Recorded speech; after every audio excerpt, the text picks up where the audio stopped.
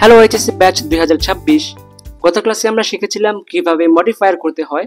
তো আজ আমরা একটি বোর্ড কোশ্চেন সলভ করব যাতে করে তোমাদের আর কোনো কনফিউশন না থাকে। তো let's do it together. Cricket is an dash game. এটাকে করতে বলা হচ্ছে প্রি মডিফাই দ্য নাউন, অর্থাৎ এখানে আমাদের একটি নাউন বসাতে হবে। আচ্ছা দেখো, cricket is an dash game, যেহেতু ক্রিকেট খেলাটি সব দেশেই কম বেশি খেলা হয়ে থাকে, এটা আমরা বলতে পারি cricket is an international game. দেখো এখানে ইন্টারন্যাশনালও একটি নাউন, ইন্টারন্যাশনালের পরে যেটা আছে গেম, এটাও কিন্তু আমাদের নাউন।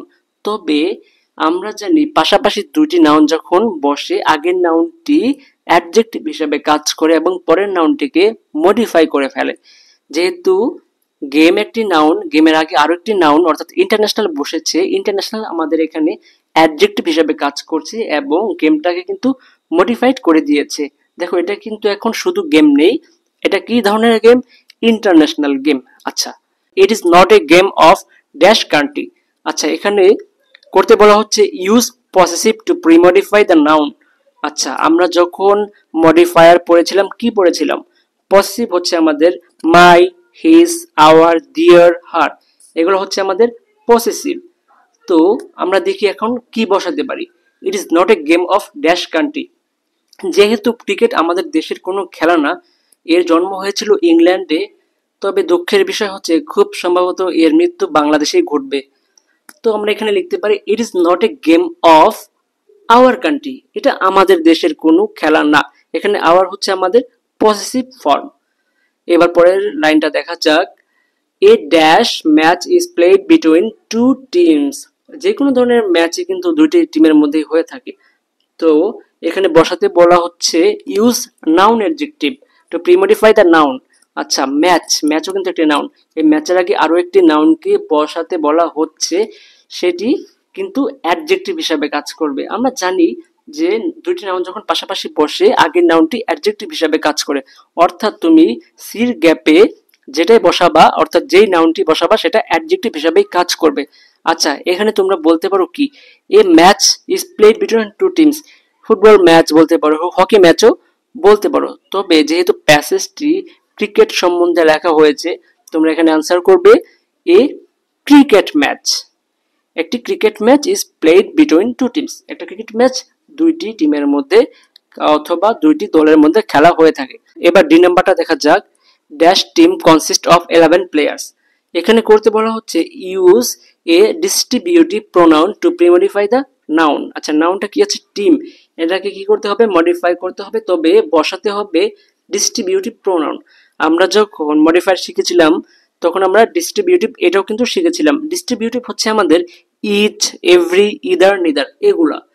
তো আমরা দেখি সেন্টেন্সটা আমাদের কি চাচ্ছে।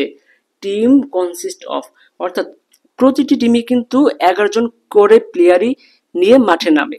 তো প্রতিটা টিমেই 11 জন করে প্লেয়ার থাকে। তাহলে আমরা কি বলতে পারি? Each team.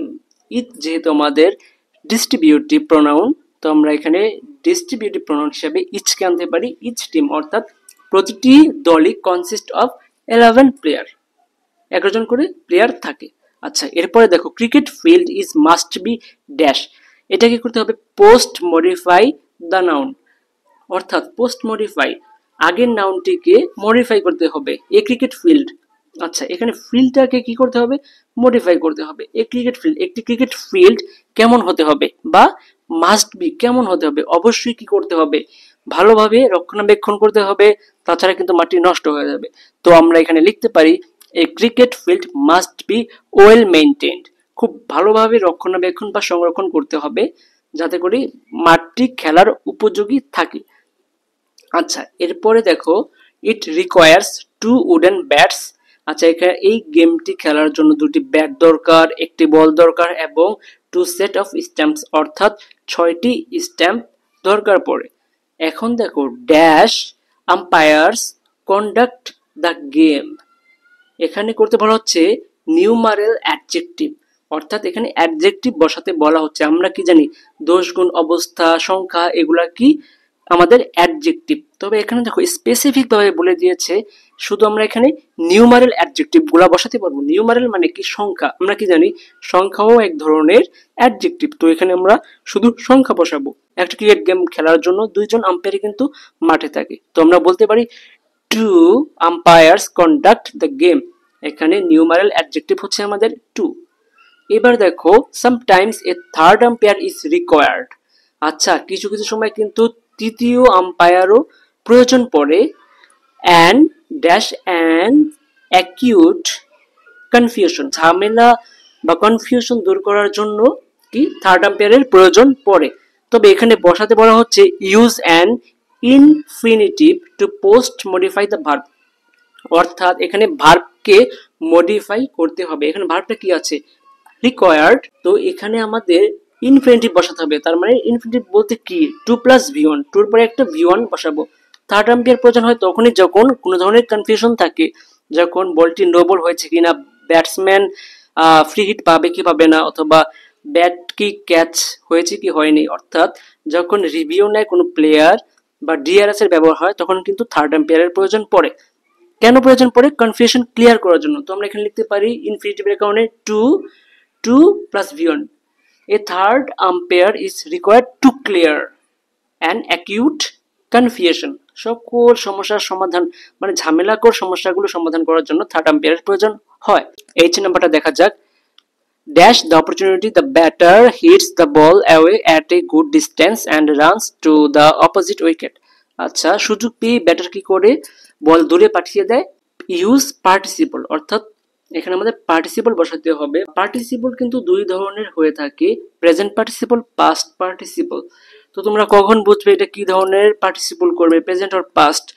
এই জন্য আমাদের সেন্টেন্সের দিকে লক্ষ্য রাখতে হবে সেন্টেন্সটি কোন টেন্সে আছে।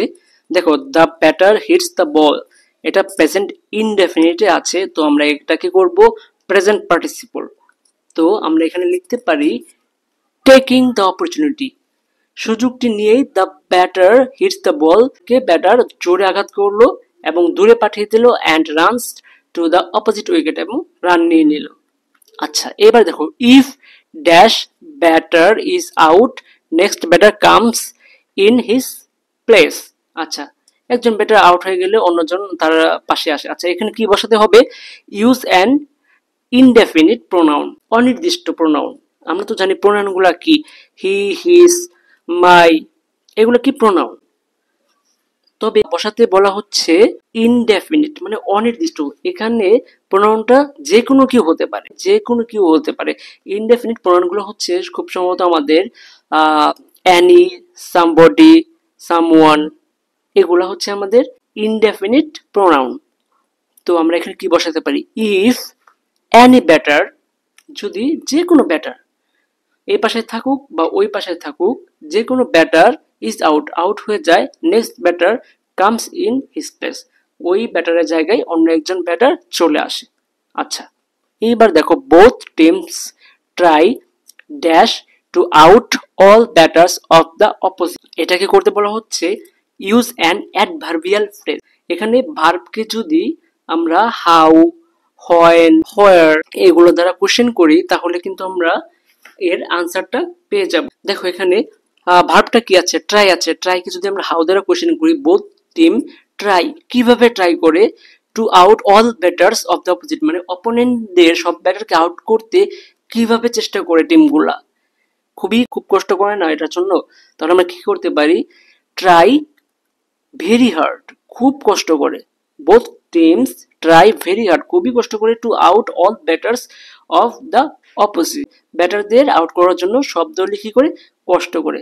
তবে বাংলাদেশ টিমকে আউট করতে কিন্তু খুব বেশি একটা কষ্ট করা লাগে না। যাই হোক, তো এখানে যদি আমরা শুধু কি বসাতাম? হার্ড বসাতাম, try hard, both teams try hard, সব টিমই কি কঠিন পরিশ্রম করে ব্যাটারদের আউট করার জন্য।